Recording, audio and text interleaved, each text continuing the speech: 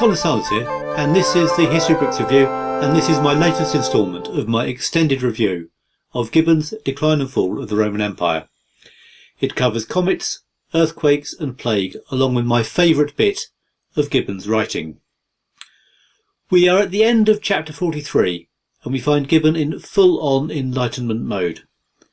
The reign of Justinian happened to coincide with a couple of comets, some significant earthquakes, and a major plague. Previous ages would have agreed with the Byzantines themselves and taken these as communications from God, but Gibbon is a modern man and instead gives us the science. The plague was probably the biggest event in history since the fall of the Western Empire and had profound effects, many of which are still being unpicked today. It originated in Asia, probably China. It has recently been discovered that the Black Death, some 800 years later, was carried to Europe by gerbils. I think they managed to avoid the blame for so long because they shredded the evidence. But Justinian's plague was very similar to, and may well have been identical to, the Black Death. Recent research has suggested that both were caused by the same bacteria, though bacteria famously adapt rapidly, so we can't be sure just how similar the effects of an infection would have been several hundred years apart, but biologists do know a remarkable amount about the causative organism. It's even been possible to detect the effects of the plague on the genome of the modern-day European population. The rapid radiation from Central Asia left telltale signs in the DNA which can be read and analysed by modern technology. This is a science that is still in its infancy, and who knows what information more years of diligent study will glean from this source. What we know without any science is that the effects in the 6th century were devastating. In the short run, the death toll was astonishing. Procopius reported 10,000 deaths a day. He has a tendency to exaggerate, but modern experts have made their own assessments that the real figure was 5,000, which is still high enough. It was enough to overwhelm the city's social resources, leaving bodies piling up in the street and filling the air with the stench of death. In the immediate aftermath, the estimate is that 25% of the population of the Mediterranean area died, hitting food production and tax revenues. The plague fell in the middle of the war against the Ostrogoths in Italy, and it no doubt affected both sides. It's far from impossible that it affected the outcome of the campaign. Gibbon doesn't speculate on its effects beyond the empire itself, but it is quite likely that it was a major factor in a shake-up of the size of different tribal groups in northern Europe. This was the darkest patch of darkness in the Dark Ages, and we are very short of sources. But one possible consequence was in the island of Britain, the urbanised Romano-Britons were more exposed to the plague than the agrarian Saxons. If so, it may well have been a factor, and may even been the decisive factor, in the triumph of Saxon culture over that of the indigenous inhabitants. If so, the plague that affected Justinian also played a role in my currently using English to talk to you. It was certainly an event that has cast a long shadow. Justinian himself was probably more bothered by actually contracting the disease himself. He survived it, but it may well have impaired his abilities and led to a much less impressive leadership style. His mean-spirited treatment of Belisarius, for example, took place late in his reign, after he had recovered from the infection. He had also lost his soulmate, Theodora, at around the same time, possibly as a result of cancer, so it might have been that rather than his own illness that lowered his spirits. But an outbreak of a serious disease must be something that is very draining to someone with the controlling tendencies that Justinian always displayed. Wars can be won, earthquake damage can be repaired, building projects can be completed. A plague in an era when nobody knows what causes it or how to treat it just saps the energy of the state and comes and goes at its own pace, heedless of the actions of the humans it afflicts.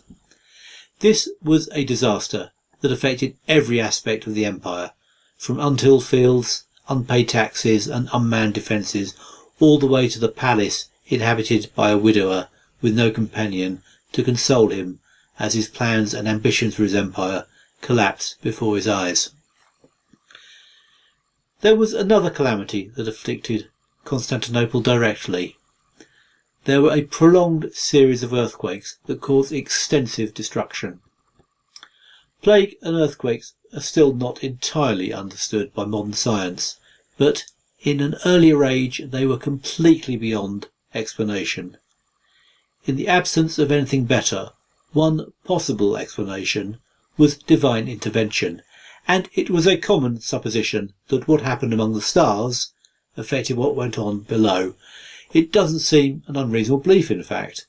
The sun and the moon both have very noticeable effects, so why shouldn't the more modest celestial bodies? So when something really out of the ordinary happens in the sky, alarm bells would ring. Comets were regarded as predictors of war, plague and disaster. This notion would have been confirmed by the arrival of a comet early in Justinian's reign. What exactly they heralded would no doubt have been the source of much speculation when they appeared.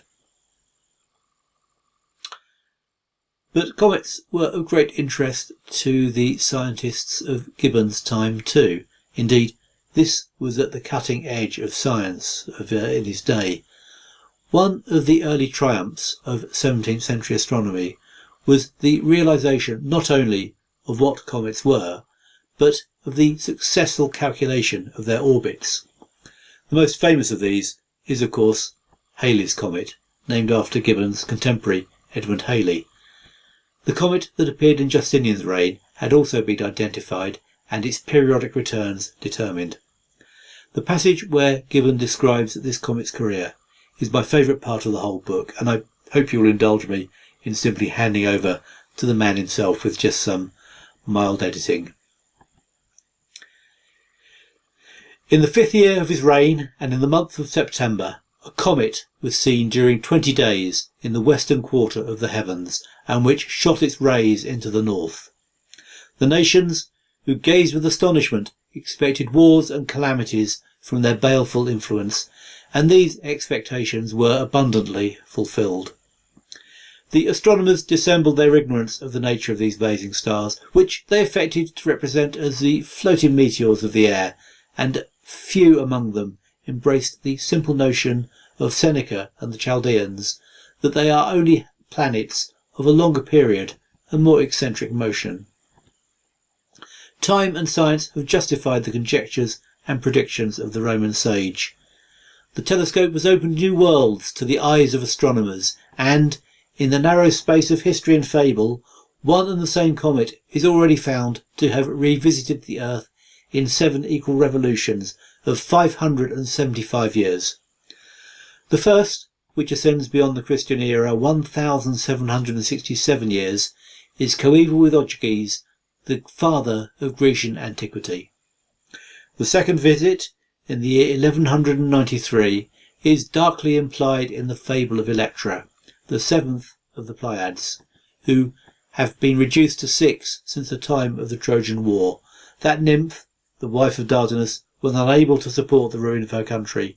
She abandoned the dances of her sister orbs and fled from the zodiac to the North Pole. The third period expires in the year 618, a date that exactly agrees with the tremendous comet of the Sibyl, and perhaps of Pliny, which arose in the west 2 generations before the reign of Cyrus. The fourth apparition, 44 years before the birth of Christ, is, of all the others, the most splendid and important. After the death of Caesar, a long-haired star was conspicuous to Rome and to the nations during the games which were exhibited by the young Octavian in honour of Venus and his uncle. The vulgar opinion that it conveyed to heaven the divine soul of the dictator was cherished and consecrated by the piety of a statesman, while his secret superstition referred the comet to the glory of his own times. The 5th visit has already been ascribed to the 5th year of Justinian, which coincides with the 531st of the Christian era, and it may deserve notice that in this, as in the preceding instance, the comet was followed, though at a longer interval, by a remarkable paleness of the sun. The sixth return, in the year 1106, is recorded by the chronicles of Europe and China, and in the first fervour of the Crusades, the Christians and the Mohammedans might surmise, with equal reason, that it portended the destruction of the infidels. The seventh phenomenon of 1680 was presented to the eyes of an enlightened age. Its road in the heavens was observed with exquisite skill by Flamsteed and Cassini, and the mathematical science of Bernoulli, Newton and Halley investigated the laws of its revolutions. At the eighth period, in the year 2355, their calculations may perhaps be verified by the astronomers of some future capital in the Siberian or American wilderness. You just can't find fault with writing like that. That is quite a bit of name dropping going on at the end there. He manages to mention John Flamsteed, the first astronomer royal, Cassini, who first noticed the divisions in the rings of Saturn, the great mathematician Bernoulli, as well as Newton and Halley, and the go-to guy for comet-related matters being Halley, of course.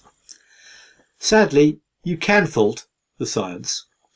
It's no longer believed that this comet actually exists. That does spoil it a bit, but I just love the sense of optimism and the confidence of it. Gibbon's time had reached beyond the ignorance of former ages, and from now on, mankind could look forward to greater and greater knowledge, and in the future, the wastelands would be transformed into centres of learning and culture. And in fact, a lot of the promise that Gibbon saw has materialised. Sadly, no comet will brighten the sky in 2355 as predicted, but we can still hope that on that day the world will live up to Gibbon's expectations of progress and hopefully of peace. I'll end this episode by noting the end of the man who's been the chief actor over the chapters I've been looking at recently. Justinian died on the 14th of November 565 at the age of 82 after a reign of 38 years. That record in itself puts him in the top league of emperors. Only Theodosius and Augustus outlasted him, and getting to die of natural causes was something of a rarity too. It was very much a reign of two halves, with brilliant and ambitious projects in his early years and much more caution in the later ones, possibly due to the after effects of the plague. He nonetheless deserves his place among the greatest of the Roman emperors. In some ways, he was the greatest in terms of the growth in power and influence of the empire. His ego was well ahead of his ability, but both were considerable. He rated himself as a statesman, an architect, a tactician, a lawyer, and a theologian. Had he not had an empire to run, he would probably have had the talent to do at least one of those extremely well. He was hard-working, shrewd, and above all was a good judge of character, and was able to find and nurture the talent he needed to run his government. His achievements were many. Some simply stand for themselves and command respect. The legal code and Hagia Sophia are both unique testaments to a remarkable mind and imagination. His military achievements, on the other hand, probably looked a lot more impressive at the time than they do looking back. When you know just how transitory they were, they lose their lustre. His interventions in the theological controversies that absorbed his contemporaries would not trouble us much today, even if they had been decisive, but as it is, they had little effect then and are not remembered now. However, his character will always be blighted by his treatment of Belisarius. Of course, we're not despotic rulers of decadent empires. We don't really understand the pressures he was under or how things would have panned out if he'd done things differently. It's possible that Justinian was simply doing what needed to be done, rather than what he actually wanted to do. But there is one failing that we simply cannot excuse him for. He failed to nominate a clear successor. This could have been disastrous for the empire that he did so much to build up. We'll see how things worked out on that next time.